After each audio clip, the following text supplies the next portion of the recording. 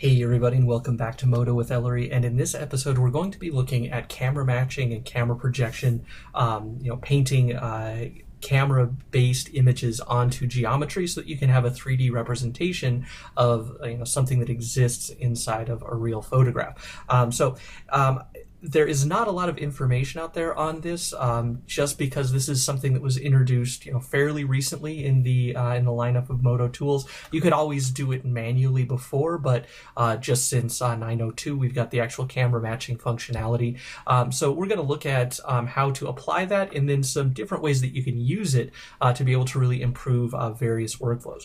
So first, let's hop over here, and I've got a couple of examples of, before you start working on something like this, either if you're going to use imagery that you're getting off Google, which is just pretty much everything I've got here for this first round of things, or if you're taking your own images, there's some things that you want to watch out for in order to be able to do this effectively. So if we take an example like this first one here, this is going to be an example of something that's relatively easy to match the camera on.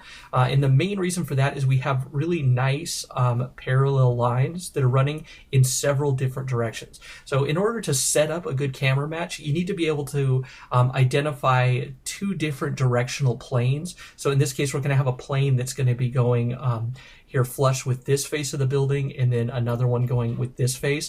Now you want to make sure that you have a nice 90-degree angle between the two of them. So if this building had something like a sharper angle here on the front edge and it wasn't quite 90 degrees on this corner, that's going to throw off your match. So that won't work very well. Also, if you don't have good, easy to follow lines, then that is also going to affect your camera match. But something like this, you could very easily go along either the top and the bottom of the facade.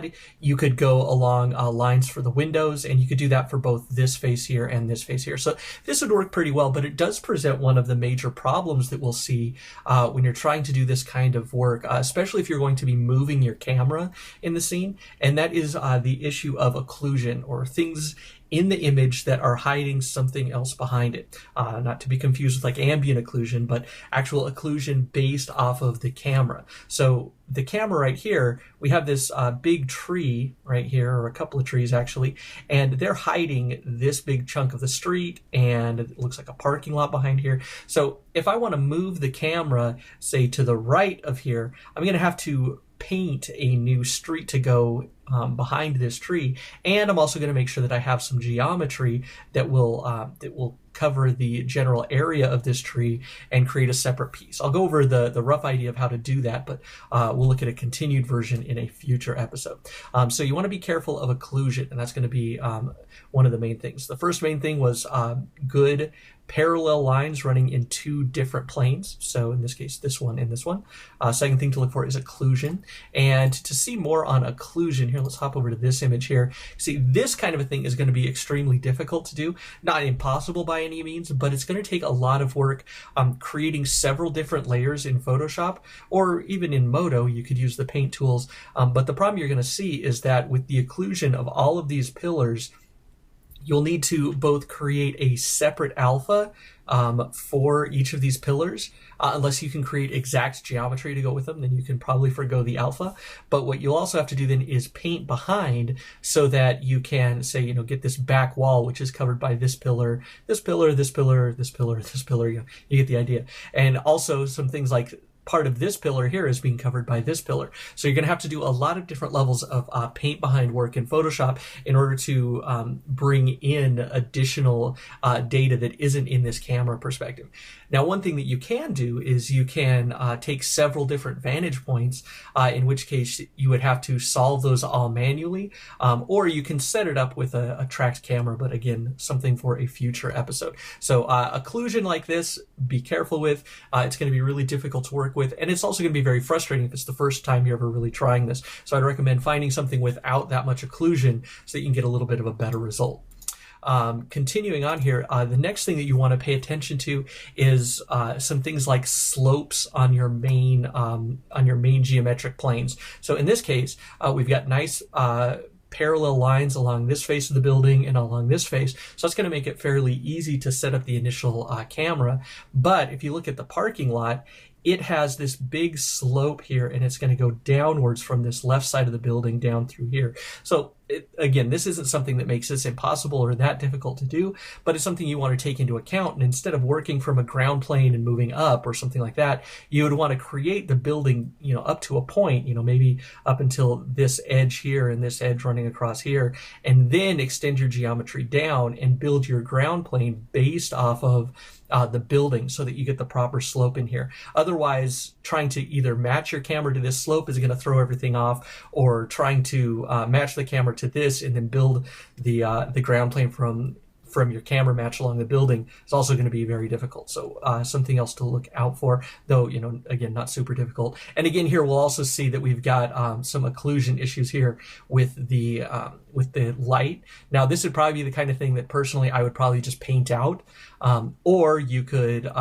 put an extra plane here and just do an alpha around this along the plane, and again, paint behind so that you have the sky behind it, and when the camera moves, the light can move relative to the sky, so you get that parallax. And then finally, here's just another one that I'm going to include here in the folder. This is going to be another good example of lots of different layers of occlusion, though it is a little bit less obvious and a little easier to deal with. So you can see here that we've got things like this street light here is hiding part of the background. We've got these flagpoles here are hiding the tree, and then the tree is also hiding part of the building. So again, lots of different layers of things that you want to do paint behinds on. Now, the fortunate thing is on this one, with the exception of the trees, these are all relatively small things as far as the overall amount of occlusion. So you could pretty easily clone out, this flagpole or this light here, because it's only covering a little bit of the facade of the building behind. So something that you'd want to take into account and deal with. And remember, if you are going to create geometry that goes with these, the nice thing is you can actually just find the point along the ground plane that you create where they start, and then just create a vertical plane, and you can attach the image of the light post to it with an alpha channel, and really that's all you have to do. You really don't even have to build a lot of complex geometry to go with that. All right, so the image we're actually going to start with here is this one. There we go. This one is relatively simple. It does have some issues where it has some occlusion problems that you'll have to deal with parallax. And we won't go into the full build, but I want to show how you would start these and then how you can move along on your own. And you can see there's some bit of occlusion back here in this back wall, but it's far enough away from the camera that if you keep your camera move subtle, you're not going to have a lot of difficulty with things like these vertical beams. And the other thing here is this also presents some challenges with finding parallel lines, mostly because some of those parallel lines are softened by lighting and or texture in the image. So you can see you couldn't really use this parallel line here very well because of the shading and the rounding that happens. It's going to be difficult to find a good exact match. Now you could use something like this one here, or the tops of the doorways, maybe the bottom edge of the drywall here, but you have to be careful with the images you use, and this is going to be the one that we're going to start out with. So with that, let's hop right into Modo, and I'm going to go over to the camera. We're actually going to start by pulling this image in. So the first thing we'll have to do is set up the actual camera to have that image in the background. So I'm going to grab the camera, and then we're going to go down here to projection. Actually, I'm going to fold up transform since we don't need that at the moment, and I want to see more here. And what we want to do is go to the background image here, or we're going to add a clip, load image, and let's hop into our projection folder. I'm going to grab this warehouse image, and we'll just drop that in. Now, if you're just dealing with your standard boot of Modo here and you haven't changed anything, this is going to start with the perspective view, so you won't see anything. So you want to make sure that you switch over to the camera view. You can either do that up here where it says perspective, or the hotkey that I like to use is Control Spacebar, which will give you this little pie menu, and then you can choose the camera, and then you actually get the image that you're looking for. So the next thing that we'll do is first we want to match up. And again, let's fold up transform here.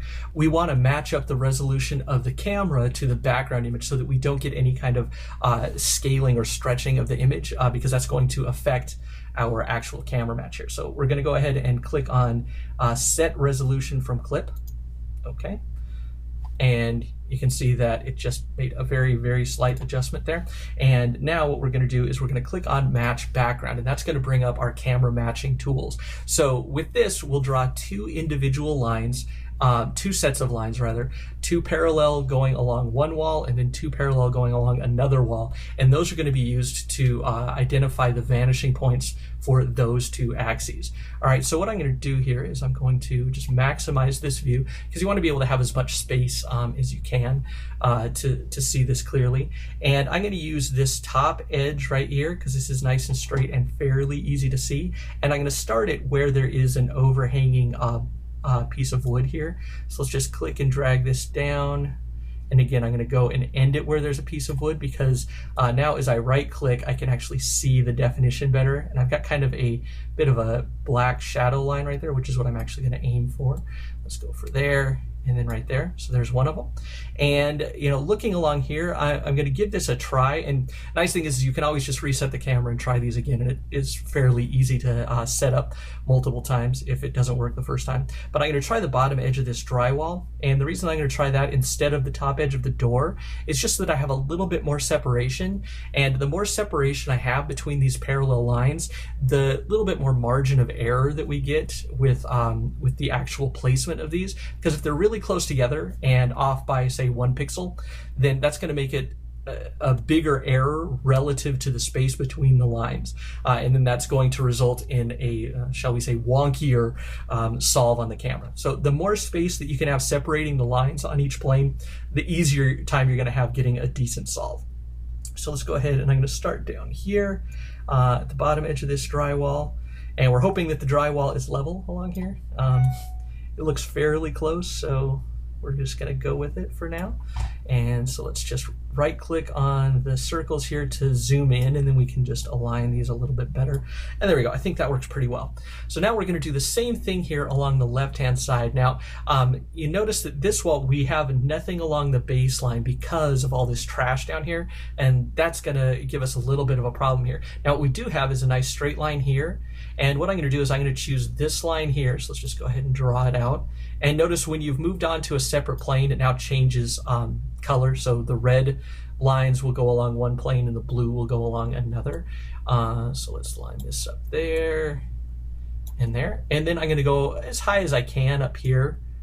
And I want to make sure, if you look here and see, actually the line that I'm going along right now goes with this beam. And the problem with this is that these are not coplanar. They're actually giving me a plane that's tilted inwards because this beam is not flush with this wall. So this is actually not a good secondary line to go with this one. So what I'm going to do is I'm going to move it down, and I'm going to choose this edge right here. Okay, because this is now along the same plane, and it's going to give me a much easier time solving. And we're not going to have that axis kind of skewed because we're going from one line to a slightly offset line that isn't along the same plane. And then the last thing that we're going to do is we're going to set up a Y distance. So this is a height.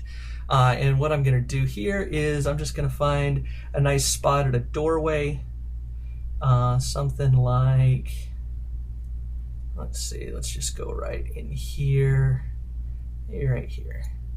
And I'm just going to drag this up. And what this does is this does give you a little bit of control over the actual tilt of your environment that you're going to create when you match the camera, but then it also allows you to set the initial scale. Now, I found that as far as setting a scale goes, it's less useful than it probably could be. There might be updates in future versions, I'm not sure, but it does allow you to just have a little bit more control over setting up your geometry. So it really doesn't matter, if you set in this length here, but I am going to set, I know this is a door height, so it's going to be about 2 meters. So I'm going to put in 2, and that'll give us our height there. You can see now it says 2 meters, and then I'm going to solve. Now, like I said, this is not going to make it super easy to just pop everything in at the proper scale, but what we can do is once we have everything created, we can then use some stand-in geometry and scale the entire scene in order to get things scaled to the right size. So with those points set, so the 2 lines here, the 2 lines here, and then the vertical line, we can go ahead and click on Set Camera from Matcher. All right, and what we should see is we should see a snap and a change. I can see that my work plane has now adjusted, and it looks as if I've got pretty much everything set up. So now we can really just start creating geometry. And if everything is lined up relatively well, we should be able to rough out at least the basic shapes and then go in and make some tweaks to the scale. And then we'll hop over to a more finished scene and you can see how that is actually working. So I'm going to go ahead and just grab my cube tool here at first, and I'm going to start drawing in the viewport. And I'm just looking to see if I am getting good parallel lines. So what I'm going to do is I'm going to draw out kind of this back wall here. And right now I'm just set to wireframe so that I can see through it. And you can see we're a little tiny bit off, although, you know, there may be a little bit of a rise in the lip here. So it's a little bit hard to tell because the geometry of the actual scene is so rough. But it looks like we're sticking right along the drywall pretty well. Yeah, and so there may have been a pixel off on this line, but this is close enough that it's definitely going to get us started. And if we drag all the way up here, we should see that things line up fairly well. Yeah, again, we're seeing just a little bit of a raise here. So here, let's undo that. And I'm going to go back to my match to background. You can see that it keeps everything live. So I can actually just go and adjust this. I think this needs to come down a couple pixels. And then I'm just going to once again click set camera from matcher. And then it's going to redo it here. I'm going to again go and grab my cube tool. And I'm just going to drag out some geometry. And we'll see how this works. Again, we're looking good along the bottom line there. And pretty close here. So now what I'm going to do is I'm actually just going to start flushing out actual, some actual geometry here. So I'm going to go right along there. I'm going to bring it all the way off the camera there. Okay, and then I'm going to drop the tool and I'm going to jump right to my edge selection, and I'm just going to edge extend this face right down through here. Okay, and actually I take it back. What I'm going to do is I'm going to grab both what will go along the floor, which I'm going to move down just a little bit, and this wall here, so I can edge extend those both together. And we're just bringing this forward. And eventually you'll see it will come up and it will go underneath the camera, which is really what we're looking for here. All right, so I think that's going to give us some nice kind of three pieces. The wall here, the wall there, and then the floor here, and those look pretty good. So once you have a basic start on this, and this could be a couple of walls and a floor, it could be a single wall, it could be any individual piece that you have that is fairly well aligned to the rest of the geometry, then it becomes a little bit of a puzzle of just kind of, figuring out where everything should go, adding in some extra cuts, adding in extra lines, extrusions, bevels, and things like that to be able to fill out the rest of the shape. So a good idea is to start by adding in lines that first that are going to be affected by any changes you'll make later. Now, by that, you see I've got here at the top, you can see that the ceiling here is pitched, and so it's higher in the middle than it is down low. So if I go ahead and just raise up the middle here, that's going to affect any lines I'm going to make horizontally. However, if I go and I take and make vertical lines through here to cut out doors and things like that, that's going to affect the way that I create the pitch. So what I want to do now is I'm going to add the horizontal lines in first. And again, there's no really wrong way to do this. Just some ways are going to be easier than others, and a lot of things you'll just find kind of on a trial and error sort of basis. So what I'm going to do here first, though, is I'm going to add some horizontal lines in just to give me some spaces for door in these cutouts here, and this little bit of a ledge here. And then we'll go in and we'll add the pitch to the ceiling and add in a few more of the extra details. All right, so let's go ahead and I'm just going to select these two polys there, Alt-C to get my loop slice. And I'm going to put in an edge right about at the top of this ledge right there. That'll do. And then we're going to go through here. I'm going to go up through the top of the door frame areas. That'll work. And then I'm going to go through another one right here that's going to be the top of kind of this window. I don't have to fill out all of these spaces, but I want to give myself the option, should I need to. Okay, so something like that ought to do. And now I'm going to go through and I'm going to add in a line here that is going to act as the point where I'm going to have my center so that my roof can pitch up. So something about like that. And then I'm just going to take this vertex here and slide it up. And I'm not looking for, you know, the exact pinnacle here. What I'm looking for is a consistent slope because I don't have everything flushed out at this point. So I don't want to take this and drag it, say, all the way up to here because you can see that that line doesn't really line up, and that's really not what we're going for. So what I'm looking for here is kind of some lines of parallel. So one of the things that you may notice here, if you look carefully, is that this area here, kind of around where the doors and these windows are, is a little further forward than these back here, this wall back here. So I may want to add that detail in. For the sake of something as simple as this in a demonstration, we'll probably want to leave that out. But, you know, I just want to make sure that I have that option left there, which is why I went and added in those polygons there so I could do that. So now moving forward, what I'm going to do is I'm going to take this entire roof here. So that's just going to be this top line of edges, because at the moment I don't have any polygons for the ceiling here, and I'm just going to move them up, and I'm going to set my action center handle somewhere here where I can reach them, and we're just going to go kind of roughly up to where the top is there, and I'm going to grab this edge here and pull it up just a little bit more. So again, we're just looking for that parallel, and that ought to work here. So now I'm going to add in, I've got this kind of overhang, this ledge here and this pillar here. Those are going to be really important kind of to the character.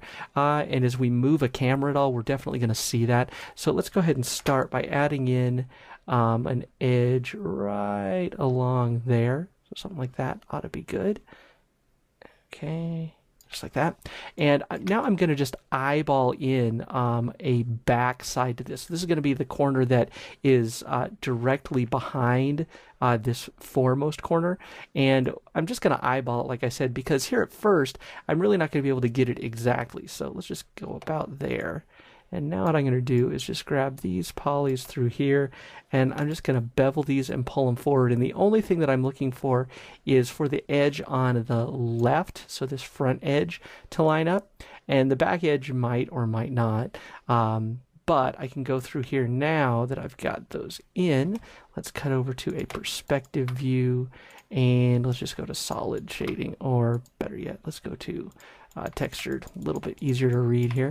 Now what I'm going to do is just go grab these 3 polys here, or 4 rather, cut back to my camera view, and then I'm also going to cut back to wireframe because these will need to slide forward. And now what I'm doing is I'm using this front face to gauge the overall thickness of this pillar, since I couldn't do that when I initially set that up. So it looks like about right there ought to do it. Okay, and now I'm going to go through here and I'm going to add another line in, and this is going to be kind of the base of this hanging down rafter here. So this one I'm going to have to scale. So let's go ahead and scale that. Go to my perspective view again so I can see where my handle is. There we go. And then we'll cut back to the camera, and we'll grab the move tool. It's a good idea to have an automatic action center when you're dealing with something like this, because the camera is fixed and I don't want to move the camera around. So I want to just be able to click somewhere and have my tool handles show up. So just something to keep in mind there.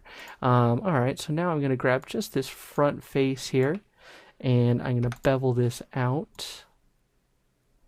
And you can see that there's a little bit of a rise here, so I'm not really going to worry about that. What I'm going to do is I'm just going to take this down to this end, and then I'm going to grab the move tool and again just kind of click out here in space somewhere, and then I'm just going to raise this up a little bit. If you get some areas here that just aren't 100% exact, it's not really going to make a big difference in the end, so you'll want to make sure that you're just kind of doing the best you can to adjust things and get them placed, because in the end really what matters is that you have kind of the general form of the geometry. Whether or not it's 100% accurate really is kind of beside the point. So let's actually, what I want to do is go for the top edge here, and then I'm going to do the same thing here where I'm going to pull this down, so something like that. All right, so something like that I do. Now if we cut up here to a perspective view, and again let's go to our texture mode, you see that we don't yet as I'd mentioned, have a ceiling. So what I'm going to do now is I'm going to go ahead and just fill out a bit of a ceiling here. So I don't need these polygons here on top, and they may just get in the way. So I'm just going to get rid of those. And I'm going to select these edges right along here. And what I'm going to do is just use the edge extend to pull these down out to here. Okay, so that we've got everything kind of in the right place. And just to get things to line up, what I'm also going to do is I'm just going to move these up just a little bit. And again, I'm just going for ballpark here. It should be fine. So let's grab this back edge here. I'm just going to use the scale tool. So something like that. And what I want to have is I want to have these points kind of actually lock together, just because that is going to make my job a lot easier later on if I want to add more detail here. So let's pull that up to there, and I'm just going to select a few polygons there. We'll go to vertex and merge tool and then click. And we may not see everything come together at first because they're not in the exact same place. So you'll want to click and drag until the polygons at the corner are deselected. And that's going to tell us that those polygons were in fact linked. So now if I select a couple polys here and press L, we'll see that the loop goes all the way around.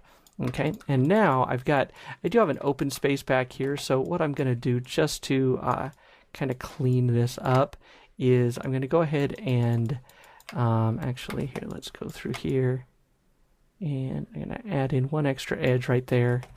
There we go, so that I can take these 3 edges and just bridge these 3 edges, to them. So let's go ahead and go up to basic, bridge, and click, and then we'll have a roof there. Now we may never see that because it's hidden by this this rafter, but that's all right. Good idea to kind of just keep things in place. Okay, so let's go back to our camera view and again back to our wireframe. And as we look at this, there are a few issues that we're going to have with this image. And the main thing is the fact that the camera angle is so low to the floor that a lot of the objects on the floor are getting very, very stretched. So if I try to move my camera up and use a projection, it's really going to blow the entire illusion. Now I could go in and make a floor plane, and then at every point where there is something on the floor, like say this piece right here in the center of the screen, I could create a little polygon card that I attach that image to, but then I would have to paint behind, and you can see it gets fairly complex. So we're going to leave it for now, but we are going to take care of just a little bit here where we do have some of this issue, and that's over here where we've got this kind of pile of rubble, because that is really affecting the way that this is looking overall. So what I'm going to do here is I'm just going to grab the bottom polygons here. Let's cut up to perspective again. And I'm going to grab all the polygons that make up the floor. So that's going to include that and that. Okay, and I'm going to copy that. Actually, take it back. I'm just going to grab these down here because what I'm going to do is I'll extend them further back. So let's copy those, and I'm going to make a new mesh item and paste those in. Okay, and now what I'm going to do is here, let's even get rid of this one over here because we're not going to need that. Really what we need is this polygon here. So actually let's even get rid of this one for now.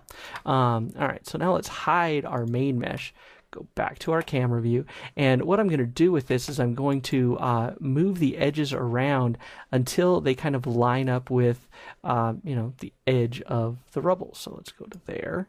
Okay, and then we're going to have to, in this case, I'm actually going to go here. Let's leave this on the camera view, and I'm going to switch back to get my my other views, my quad views, so that I can just grab kind of one piece at a time here. And I'm just going to drag this back.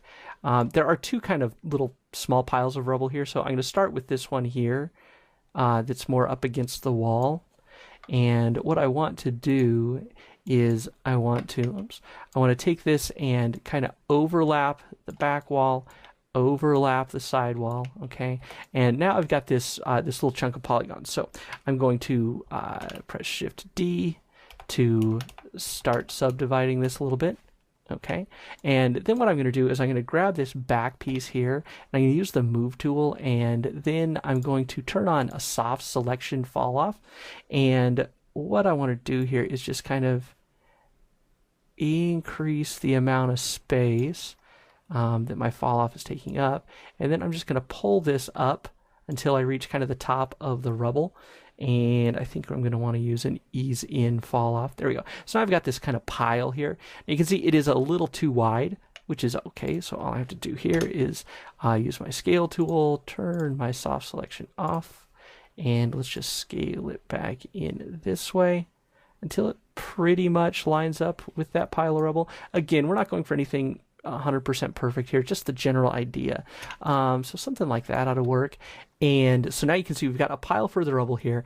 And what we're going to do now is we're going to start actually checking to see how this projection is working. Now, eventually we're going to want to paint in our texture here, but that's going to require a UV map and really kind of is beyond what we're looking at doing here in this tutorial today. I'm going to make a second part of this one so that we can get into a little bit more depth on this topic. But what I'm going to do here is I'm going to just select everything. Let's just get both pieces here. I'm going to give this a new material. Call it proj, is fine, projection. And then what I'm going to do is inside of here, we're going to add another layer. And down under special, I'm going to add a projection texture. Now, there's a projection shader and a projection texture.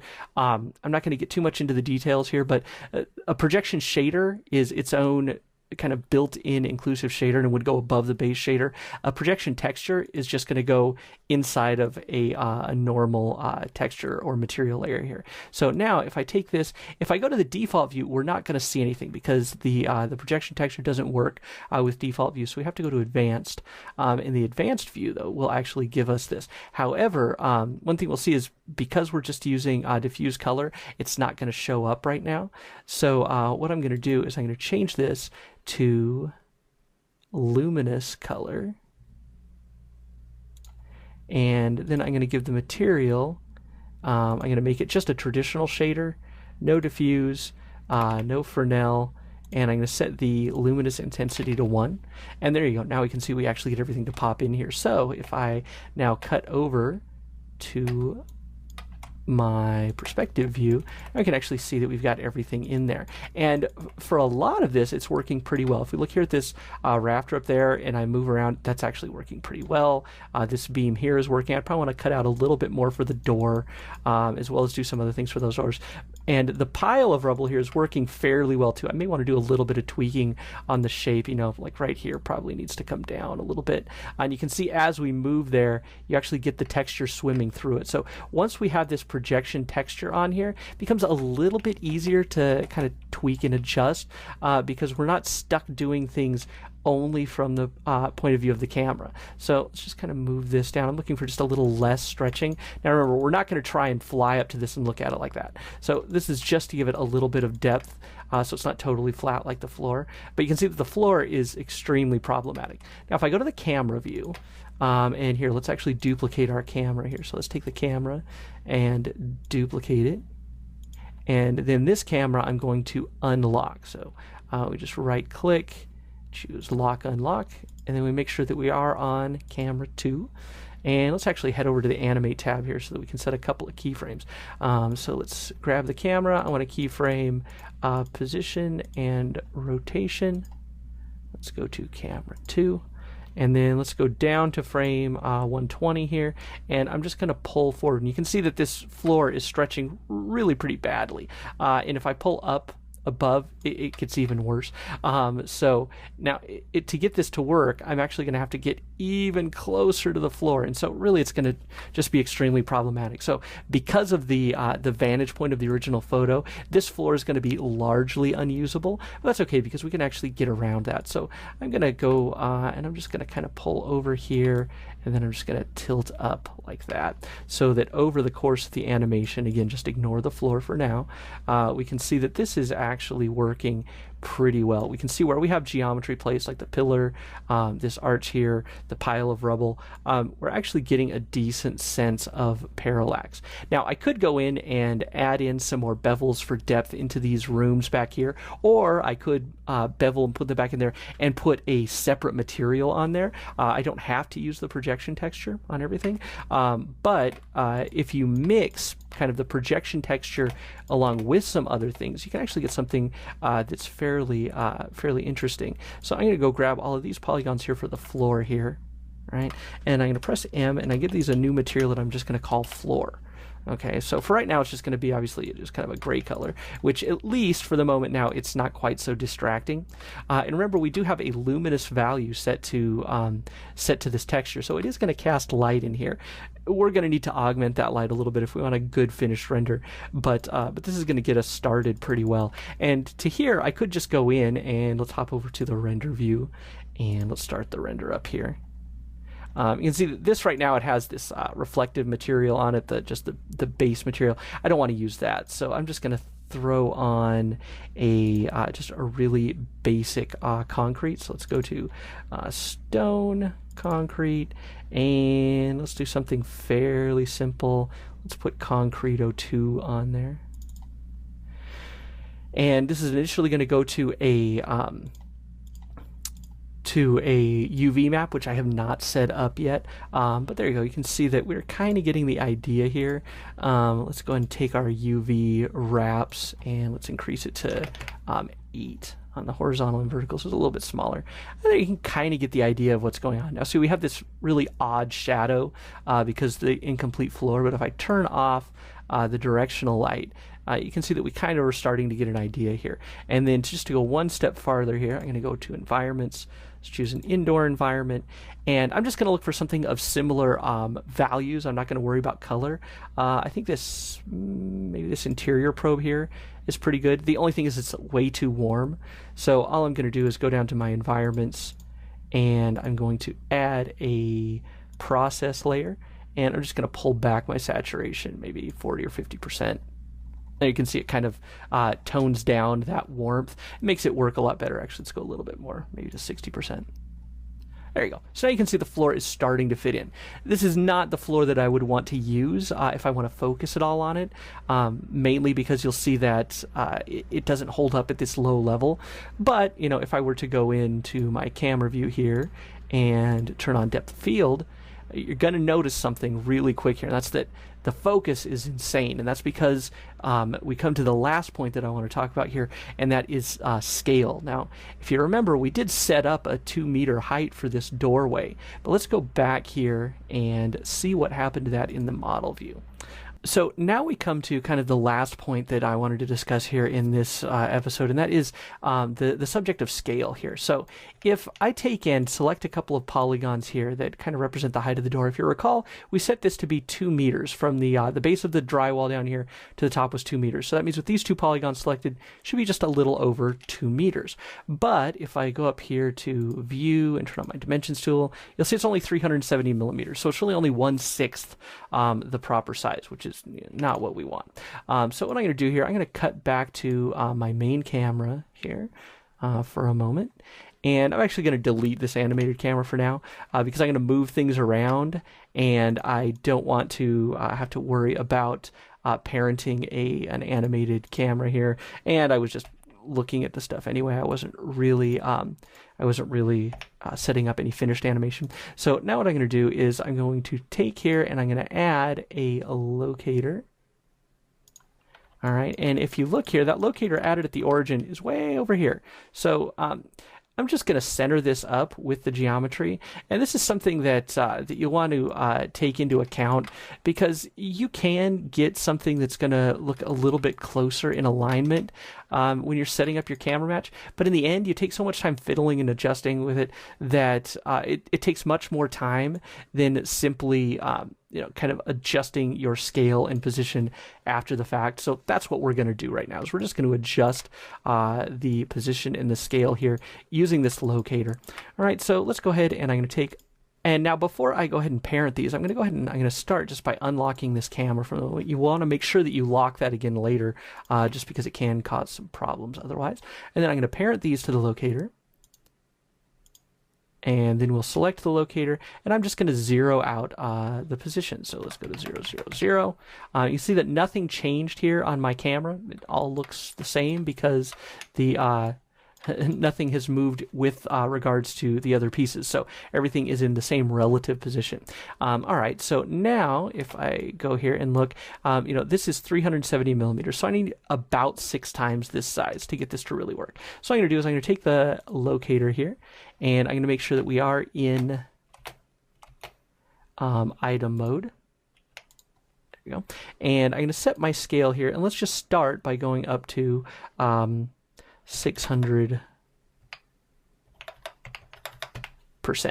All right, and now let's go ahead and grab this, and we see that now we are at 2.2 meters, and that's going to be close enough that I'll just call it a deal. And let's just give this locator a name here. We'll call this camera match. All right, so that we've got that lined up there. And now that I have this set up like this, I'm going to go ahead and zero out the scale, and it's going to set the scale back to 100%. And that way, everything inside is just going to be all set. So let's go in here. I'm going to relock my camera at this point so that it cannot be moved. And now we have everything set up. It's properly scaled. And now the cool thing is if I want to go in and add more pieces, I can do that without affecting everything else that's going on. So just so that we can see kind of a little bit more of a completed project here, let me go ahead and save this one.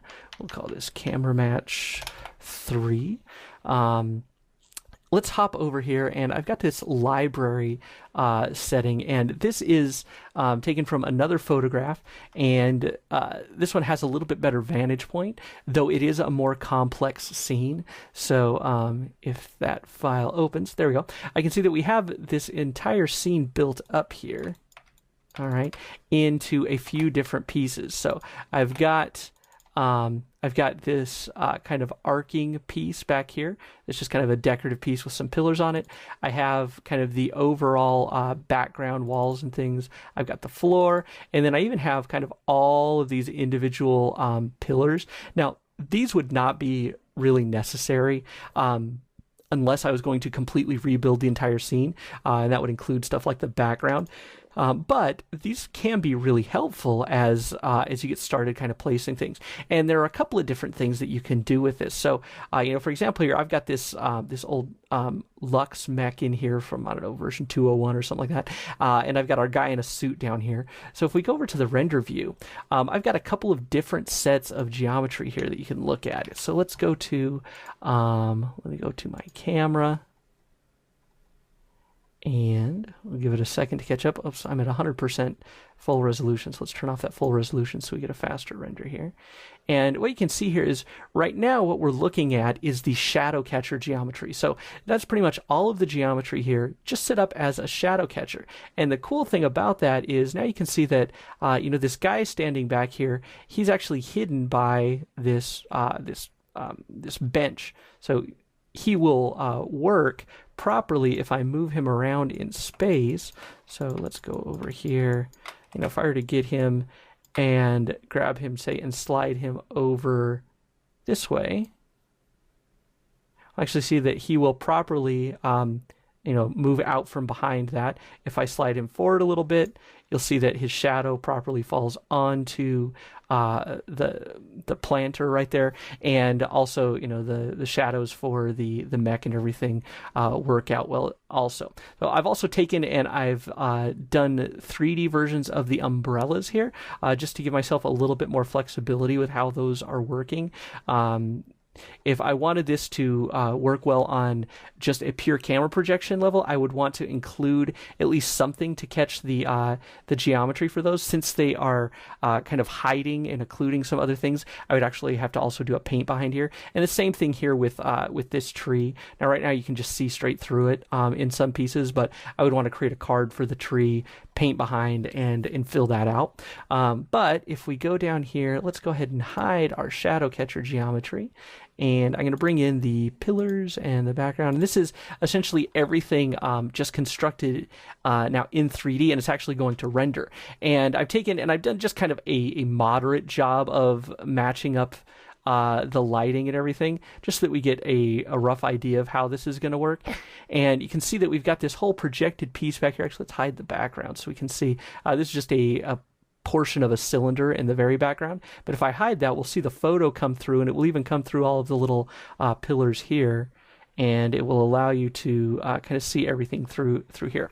Now, if I wanted to be able to move the camera, that's always kind of the big end goal here for a lot of these, is to be able to move the camera.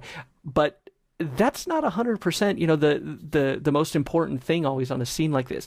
Now remember that if we have 3D constructed geometry for a part of a scene, we can move around and do things within here that we wouldn't be able to do otherwise.